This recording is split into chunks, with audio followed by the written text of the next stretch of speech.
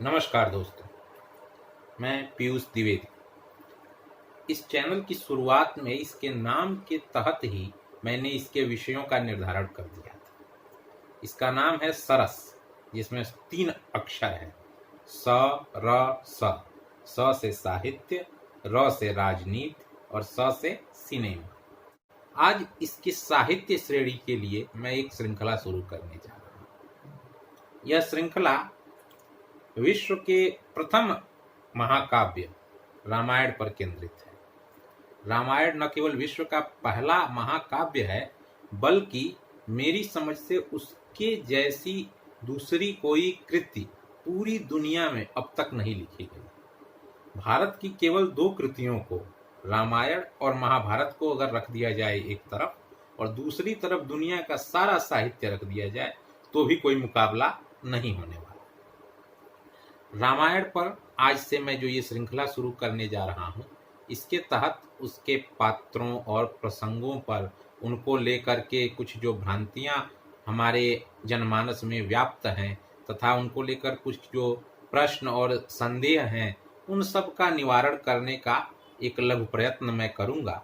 साथ ही साथ उन प्रसंगों को लेकर के एक नया दृष्टिकोण देने की भी मेरी कोशिश रहेगी।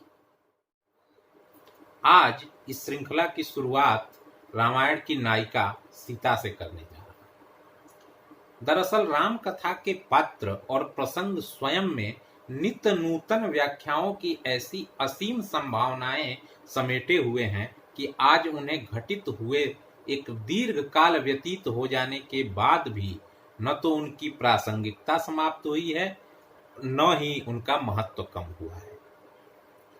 सम्मान से लेकर संदेह और प्रशंसा से लेकर प्रश्न तक विविध वर्णी भाव समाज में राम कथा के बड़े छोटे सभी पात्रों के प्रति मिल जाते हैं।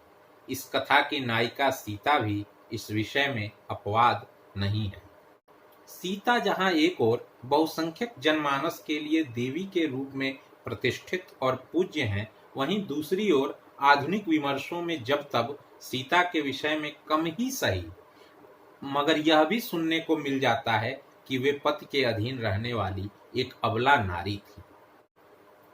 कहा जाता है कि रामायण में सीता का कोई स्वतंत्र अस्तित्व नहीं है। उनका चरित्र राम के चहुओर ही चक्कर काटता रहता है। यह भी कहा जाता है कि पूरी रामायण में राम की आज्ञा के पीछे वे अपने जीवन व सुखों को भूल कष्ट सहती व अपमानित होती रही है। इस मत के समर्थकों द्वारा इस विषय में कुछ उदाहरण भी दिए जाते हैं, जिनमें अनुसूया के उपदेश से लेकर के अग्नि परीक्षा तक के प्रसंग हैं।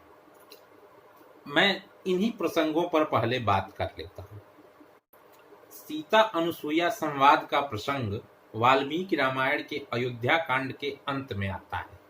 यहाँ अनुसूया सीता को पत्नी धर्म का उपदेश दे रही होती है। हमारे विद्वान दर्शकों को यह ज्ञात होगा कि ऐसा ही उपदेश सीता को उनकी माता भी विवाह के समय दे चुकी होती है।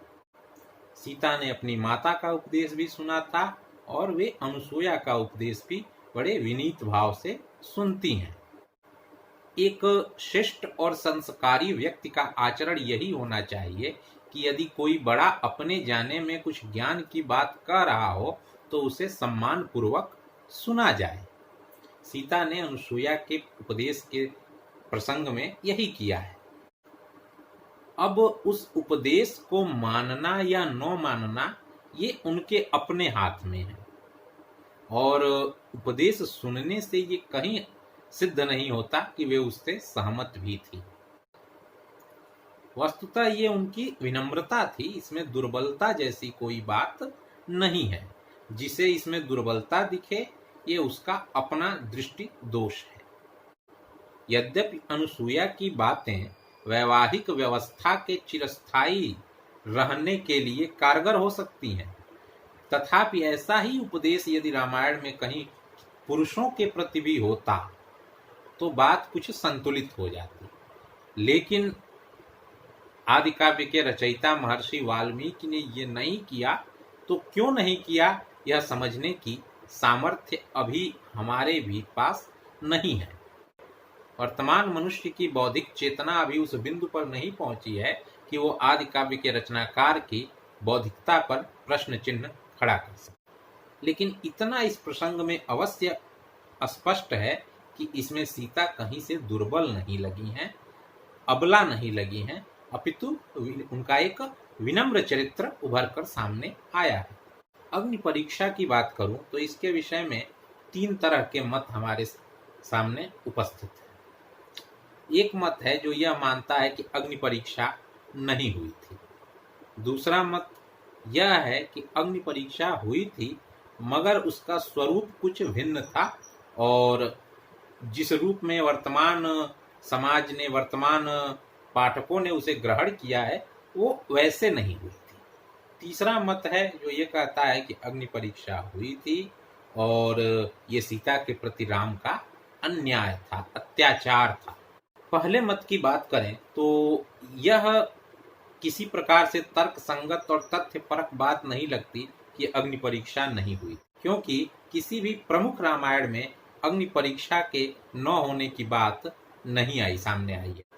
अग्नि परीक्षा की चर्चा लगभग सभी प्रमुख रामायणों में हमको मिलती है। यहाँ तक कि राम की मर्यादा पुरुषोत्तम छवि का यथासंभव ख्याल रखने वाले तुलसीदास ने भी अग्नि परीक्षा के प्रसंग की उपेक्षा नहीं की है। उन्होंने भी उसका वर्णन अपने तरीके से किया है।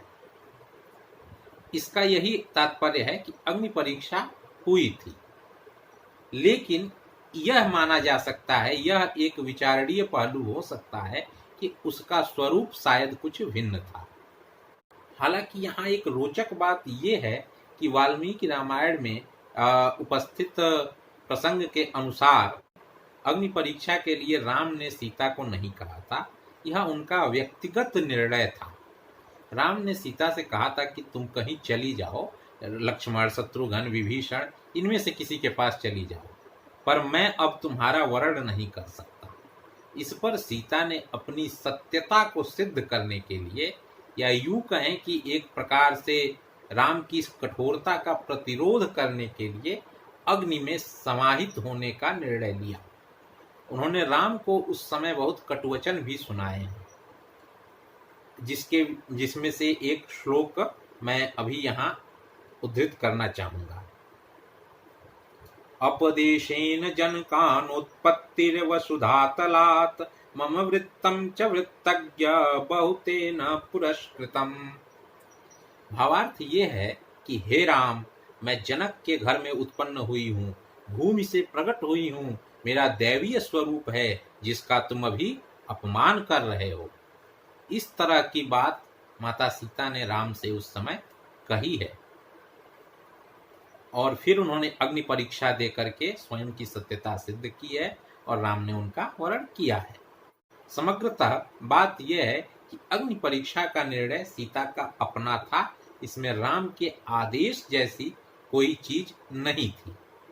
इस प्रकार अग्नि परीक्षा के प्रसंग में कहीं भी सीता का चरित्र एक क्षण के लिए भी कमजोर नहीं नजर आता। वस्तुतः इस प्रसंग में नायकत्व राम का नहीं, सीता का है। सीता के विषय में यह भी कहा जाता है कि वे अबला थी।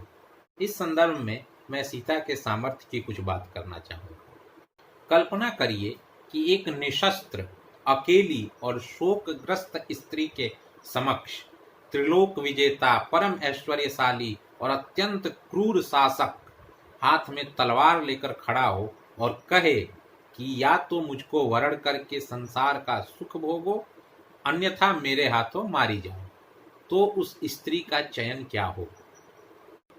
सामान्यतः चयन अत्यंत सरल है कि उस पुरुष का वरण करके संसार का सुख भोगा जाए और प्राणों की रक्षा भी की जाए।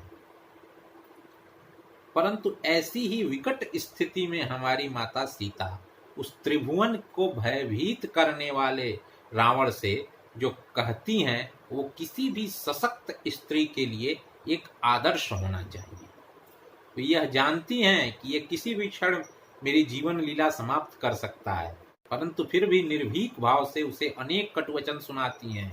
वो प्रलोभन देता है तो उससे कहती हैं, वृथा लोभयुतम नाहम मैश्वर्य धनेन वा। अर्थात तेरे इन प्रलोभनों का मेरे ऊपर कोई प्रभाव नहीं पड़ने वाला। रावण जैसे अत्यंत क्रूर और शक्तिशाली शासक, जिसके समक्ष उस समय बड़े बड़े देवता भी कांपते थे, उसके यहाँ चाकरी करते थे, उस रावण के समक्ष ऐसी कठोर बातें कहने वाली माता सीता को अबला कहना अज्ञान के सिवा और कुछ नहीं कहा जा सकता। अंत में इतना ही कहूँगा कि राम यदि मर्यादा पुरुषोत्तम है तो सीता उस पुरुषोत्तम को आकार देने वाली परिधि है। यदि वो परिधि मिट जाए तो न तो मर्यादा रहेगी और न ही पुरुषोत्तम का अस्तित्व ही रह पाएगा। अरे स्वयं से पूछ कर देखिए कि सीता न होती तो क्या राम वही होते जो आज हैं? सीता के प्रति आपको आपकी सारी शंकाओं का समाधान इस प्रश्न के उत्तर स्वरूप मिल जाएगा। धन्यवाद। मित्रों, यदि मेरी यह पोस्ट आपको पसंद आई हो तो कृपया मेरे चैनल से जुड़ें, इस पोस्ट को लाइक करें और मेरे चैनल को सब्सक्राइब करें।